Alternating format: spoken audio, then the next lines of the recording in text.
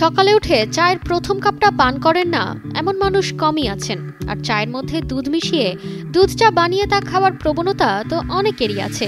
তবে সম্প্রতি পুষ্টিবিদ কোয়েল পাল চৌধুরী জানাচ্ছেন, খালি পেটে দুধ চা পান করা মোটেই সুস্থতার পক্ষে ভালো নয়। তার মতে এই অভ্যাস অ্যাসিডিটির সমস্যা বাড়িয়ে দেয় এবং এর ফলে ক্রনিক গ্যাস্ট্রাইটিসের ঝুঁকি তৈরি হতে পারে।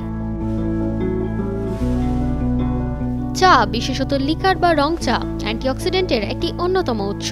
এতে এমন কিছু উপাদান থাকে যা শরীরের প্রদাহ কমাতে সহায়তা করে এবং ব্রেনে হ্যাপি হরমোনের ক্ষরণ বাড়ায়, ফলে মনোযোগ বৃদ্ধি এবং মানসিক শান্তি আসতে পারে। কিন্তু খালি পেটে দুধ চা পান করা থেকে বিরত থাকা উচিত, কারণ এতে অ্যাসিডিটির সমস্যা বৃদ্ধি পায়।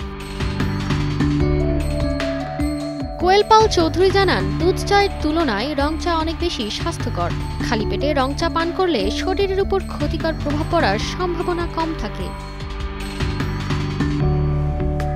তবে এতে বেশি চিনি না মেশানোই উত্তম, কারণ অতিরিক্ত চিনি ওজন বাড়ানোর পাশাপাশি ডায়াবেটিস নিয়ন্ত্রণে সমস্যা তৈরি করতে পারে।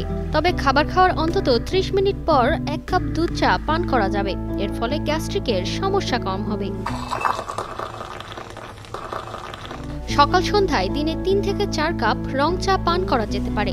তবে দুধ চা 2 কাপের বেশি না খাওয়াই ভালো। অতিরিক্ত চা পান করলে অ্যাসিডিটি, লিভার ও কিডনির সমস্যার কারণ হতে পারে। চা পানের জন্য একটি স্বাস্থ্যকর অভ্যাস গড়ে তুলুন। তারতিবা ফারুহি, কালের কণ্ঠ।